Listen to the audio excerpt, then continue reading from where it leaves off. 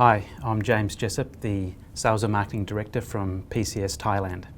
Welcome to our Facility Management Thought Leadership Series, where we'll be talking to the movers and shakers of the facility management industry with a focus on data, technology and the workplace experience. Today we're going to take a deep dive into workplace experience. And when we think about workplace experience in the context of facility management, this has really taken off about 5 years ago. Prior to that, facilities management was more about making sure that the facilities worked and that they could operate as intended. But then that has evolved into making sure that the facilities provide a better workplace for employees to work more efficiently and more productively. So this has evolved over time, and more recently the workplace experience has evolved into bringing people together and creating stronger communities. Of course, this has changed over the last 12 months due to the pandemic. Historically, when we talk about the workplace experience, the focus has really been on the office environment as opposed to the home environment. With the pandemic, workers are now working from home rather than the office. So there's been a whole change in the dynamics of workplace experience, particularly in the last 12 months. So I'm very pleased to be able to introduce an absolute expert in the workplace experience field. Kyle De Bruin, welcome to the Thought Leadership Facility Management Series. Perhaps you could give us a bit of an overview of the workplace experience, what Leesman does and how it all works. Yeah, thanks very much, James. Thank you for having me here today. So you mentioned employee experience being the focal point for the last 5 years. We've at Leesman have been measuring employee experience for the past 10 years, since 2010, almost 11 years. The company was really created with a mission to provide the workplace industry with an independent assessment tool to measure employee workplace experience. So over the past, since 2010, we've been measuring multiple workplaces all around the world, and we've accumulated about 820,000 individual responses to office working environments. And more recently, 160,000 responses to home working environments. So we're really focusing on understanding what makes these environments effective, productive, and really support employees to be able to do their work. What this data then also allows us to do is provide sort of an unparalleled benchmarking capabilities for our clients. So all of our data that we gather for our clients, or all of our clients' data is then benchmarked on great detail from a global average point of view, but also a high performance point of view. And lastly, what we do with the data as well is we research it in many different ways. We have a dedicated team that looks at the data and understands really what are the main contributors to overall employee experience and what's driving good employee experience. Yeah, so it's an incredible amount of data to work from, over 800,000 bits of information around workplace experience in the office, nearly 200,000 data points in terms of the home experience. So when you look at the last 12 or so months, there's been that shift in dynamics where more and more people are working from home. So what does the data tell us about what's been happening in the last 12 or so months? Sure, so as I mentioned, when the pandemic hit beginning of last year, we actually created a brand new tool which measures home working experience. Very similar to our office tool, but slightly adapted for that environment. And having that accumulated that data, we've with the intense focus of everyone around the world on the situation, we've been studying that data really proactively over the past sort of 6 to 8 months.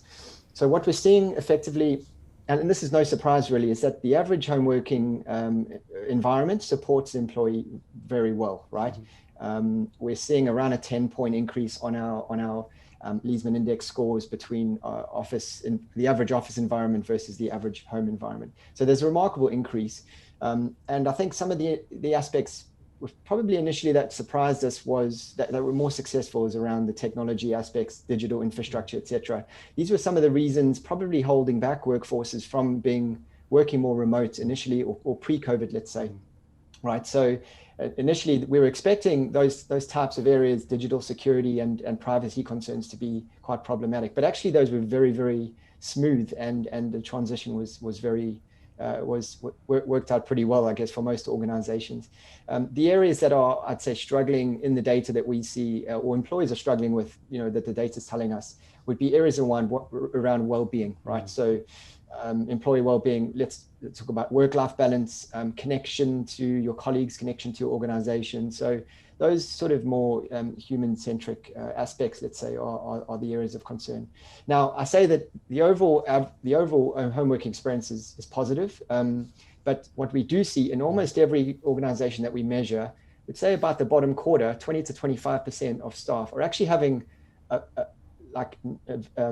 suboptimal performance at home, really struggling at home, you could say, right? So even though we can make some sweeping sort of generalizations around home working being successful, there is, in almost all cases, a portion of each organization who are really struggling from home. Now, the contributing factors to that, we know the main driver based on our research recently that drives experience at home is the homework setting, right? So we have three main choices in our data, which is working from a dedicated desk in a dedicated room, so effectively your own private office at home. This is the most preferable environment. And then we have on the other extreme a shared location, so let's say a dining room table or a sofa or somewhere that's not dedicated to your daily work, right? And these are the things that we're really seeing driving performance at home. Okay, so that's really interesting. So I know that a number of our viewers are really keen to understand what they can do to make their workplace experience at home better.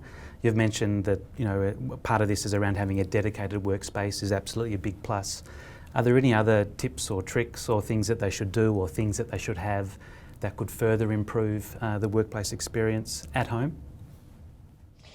Yes, I guess employers have a limited control really of what they can do, you know, in home environments versus the office, right? Of course, providing an office is in full control of those employees. So that is, you know, the work setting I just mentioned before, you know, is not so simple to solve, right? We see a lot of our clients supporting their employees via, you know, various schemes to support ergonomic factors. So, you know, better chairs, better desks, etc. But it gets very tricky when you have employees in a particular home environment that isn't conducive to maybe moving in a big office chair necessarily, right? There may not even be that. So it is a challenge.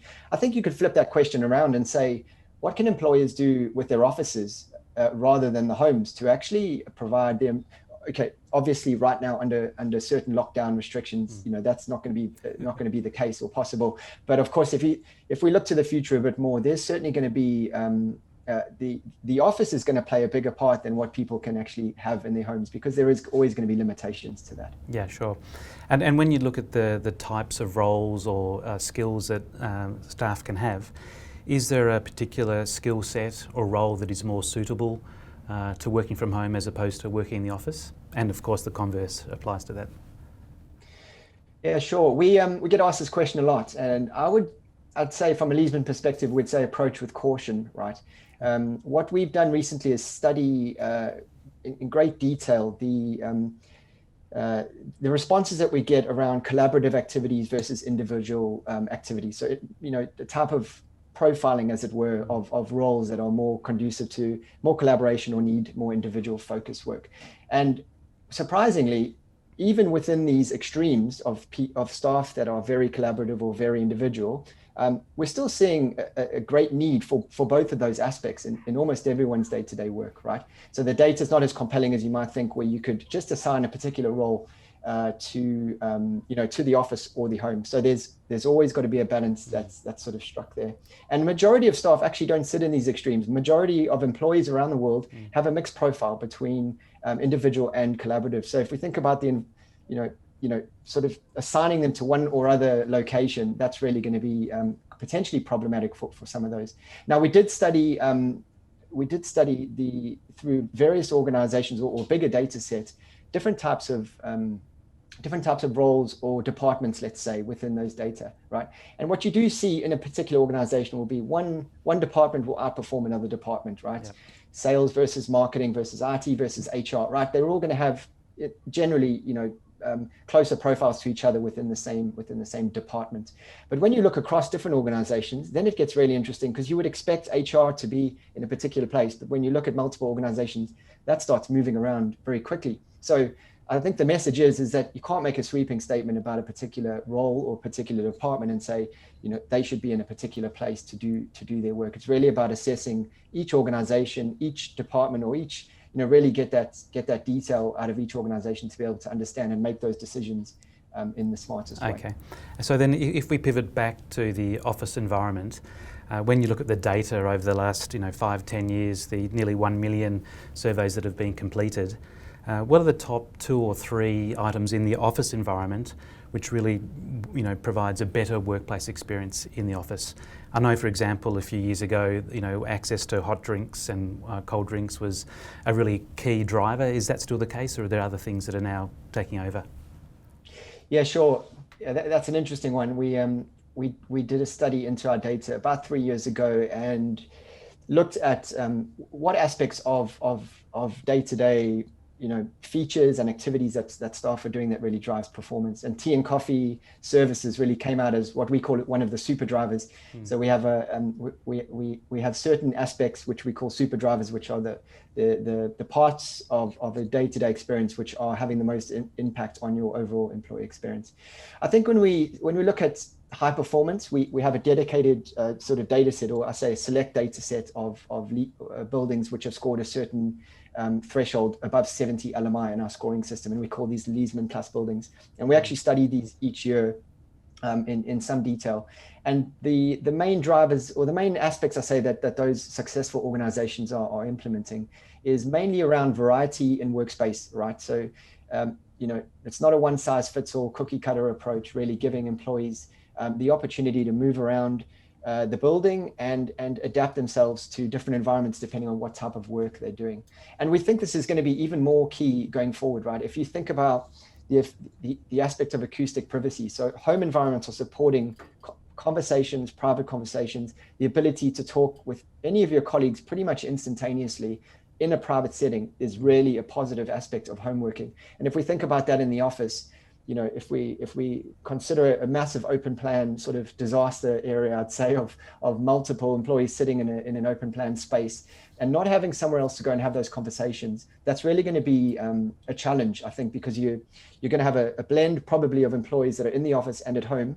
And there's going to be this new need or expectation or requirement to have a lot more, Zoom or conference calls, let's say, with those employees. So I think that variety is going to become even more important when we think about, acoustic privacy, as I mentioned. Okay. So if an organisation wants to understand more about what their workplace experience is for their staff, be it in the office and or at home, how does it work? How can Leesman help support, get a better understanding of where you're at in terms of your organisation, in terms of workplace experience? Yeah, sure. So around those 2 topics, we have 2 main surveys, which we call the Leesman Office Survey and the Leesman Home Working Survey. So we would engage with an organization, understand exactly what their objectives are, what they're trying to understand in great detail, and then tailor, or provide those survey tools and then tailor some additional questions potentially to make sure those objectives are met.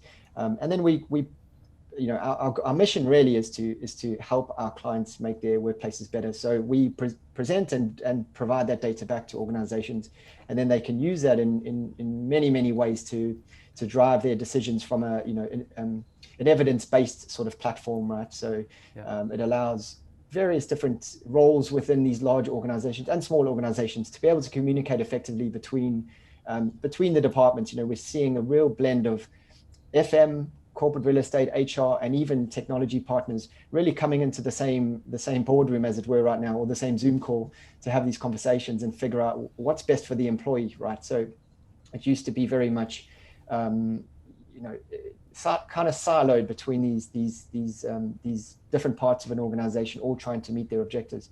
But the conversation now, as it sort of matured and even accelerated during COVID, is all around the employee, right? Looking after the employee, making sure they're having the best possible experience. And, that's not just, to make them feel happy or satisfied in their role. It's also to get the most out of that employee, so that there's a mutual benefit and really enabling that employee to do their work in the most effective way. So Carl, how does it work in terms of if an organisation wants to understand more about their workplace experience? You mentioned before there's a survey.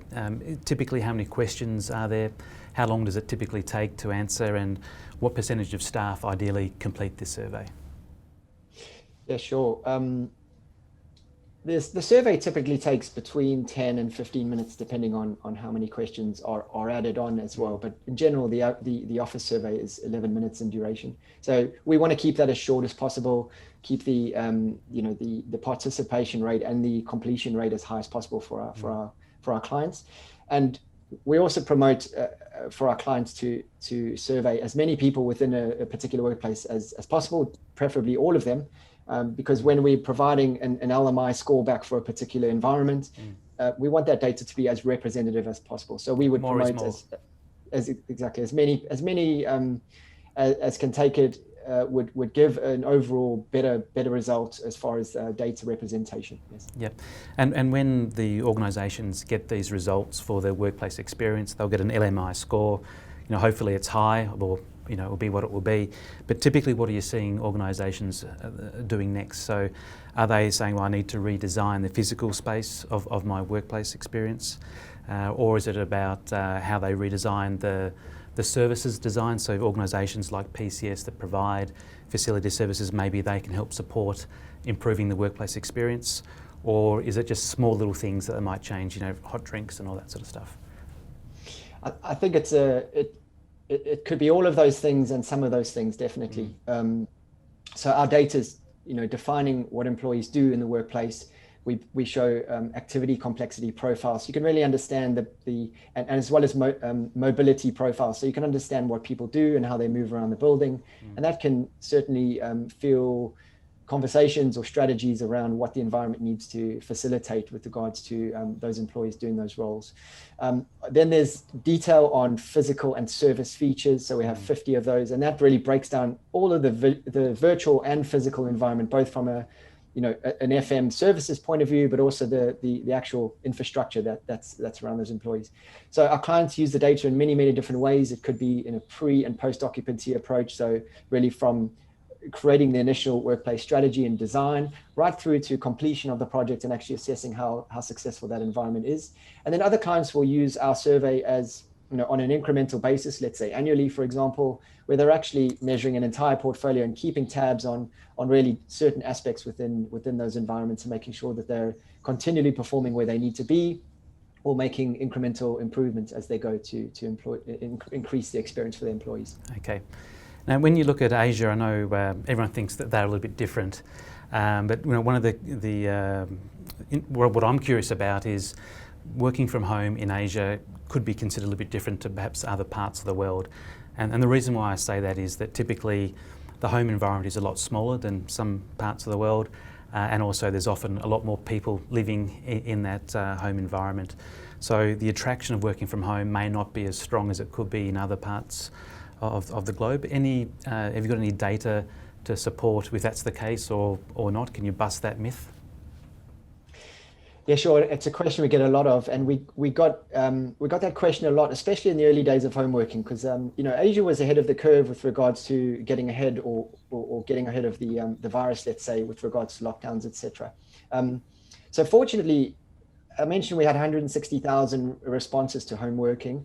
About 30% of that is actually coming from what we could call Asia, and that's India, China, a mixture of Southeast Asia, which includes Thailand, Singapore, Hong Kong, Indonesia, Malaysia, etc. We also have in that group maybe some Japanese and South Korean data as well. So there's definitely a representation of that region in the data.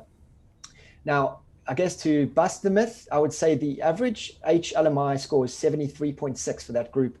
And the overall global average is just above 74. So as an average, from an HLMI point of view, that's a home Leesman index score. Yep. That Asian data set is just slightly below the rest of the world, right?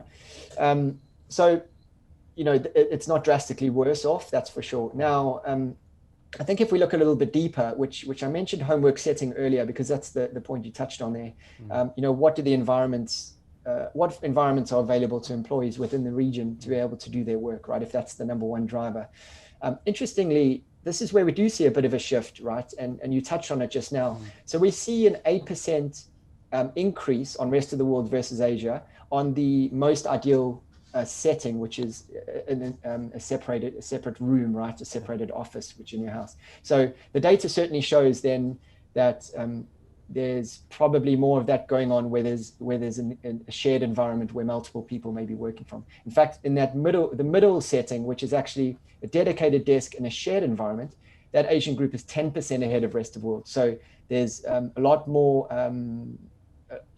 employees out there within the Asian demographic, let's say, who are working in a shared room, but they do have a dedicated desk. So compared to the rest of the data, it's a bit slightly ahead. So there's a number of factors. Obviously, it's very hard to just look at one stat and say this is the answer. Even those countries I mentioned just now are going to have a real mixture of different types of environments, and that's where we keep. When we get asked these questions, it really comes down to assessing each individual organization, each demographic group, and understanding that in great detail. Because you can't look at stats across a region, across even a country, and say this is the case, for a particular organization or group. If we think about, city versus, more rural areas, North America, generally we see higher home working scores. But if you look at, New York versus the Midwest, you're going to have a completely different setting there. So, I hope that answers the question. I think there's a lot of data that we could get into, Yep. but as an average, it's slightly below. Yeah, and look, it's interesting that the data does not lie. So we'll trust you on that one. And now I'd like you to think about your crystal ball. So if you look into the future, what does the workplace experience look like? Is there going to be a mass exodus back from home into the office? Or is there going to be a rebellion where staff continue to say, I want to work from home? Or is there going to be a bit of a hybrid model where there's a mix of working from home, working at the office, during a normal working week? Yeah, very topical question. And we as Leesman don't try and crystal ball gaze too much. That's not really what we do. We're led by the data, and we like to study what data we have and base our decisions and conversations on that. But that's not to say, we're talking to clients every day about this question. Everyone's trying to look down the road and figure out what that looks like. I think there's some certain sort of facts that are just, this is no sort of secret source from Leesman. Everyone, almost everyone in the industry is talking about some of these facts, and that's the perception from employees generally around the world is that they're going to be wanting to work from home and the office in a hybrid way. Mm-hmm. And the consensus generally seems to be around 2 to 3 days in home or office, right? So let's say roughly half the week in each of these environments. Country to country, we do see slightly different sort of predictions or discussions going on. I know I was talking to a client of mine in China a few weeks back, and a lot of those organizations have gone almost back to normal in some cases. In Shanghai was the case that I saw. But I think, on average, let's say we're going to see certainly a utilization of home office and third space, like co-working spaces, etc. There's a lot of conversation around how we can reduce the commuting time for everyone. That's a positive for employees and employers, right? Not having people spending too much time commuting, and the environment, and that's going to and the environment. Yeah, exactly. There's benefits on both sides for that, and for the environment for sure. Work-life balance can be improved, and all of those types of things. I think if we have to think about the future, I think what's clear and what we see from our data is that the office is going to have to work harder than it previously did, right? To attract staff back to the office, and also to attract new talent, right? We need to think about the next generations coming through. Everyone's sitting at home and not, our youngsters that we're working with are not having the ability to get that knowledge transfer that they would normally get in the office, right? So, organizations we feel that are going to be successful in the future are going to be focused on providing a fantastic office experience. Yep. Now that could be slightly different to what they were offering before, if we think about collaboration activities or more collaborative activities that would be provided. But it's in competition now with the home, right? Mm-hmm. and I mentioned all those really positive aspects of home working, which are not going away, which employees are going to have, the option to choose in a lot of cases. So the office is going to have to work harder to get those staff back. So Kyle, if an organisation wants to undertake a workplace experience assessment, how can they get in contact with Leesman? Sure, very easy. Head to our website. It's leesmanindex.com. You can contact us through one of the contact buttons there. And on the website's plenty cool information. Our research is all available for you to download as well, should you be interested. You can email me directly as well. My email is kyle.debrain@leesmanindex.com.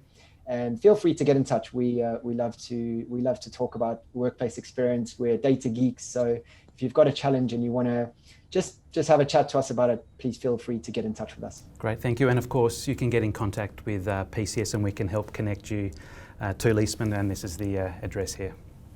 So Kyle, thank you once again for a fantastic in-depth insight into the workplace experience. Really interesting about the data points that you've got and how that links to the ever-changing workplace experience in terms of the office and at home. So that brings us to an end of the Facility Management Thought Leadership session for today. Thank you for watching, and I hope that you can join us again for our next Thought Leadership series shortly. Thank you. Goodbye.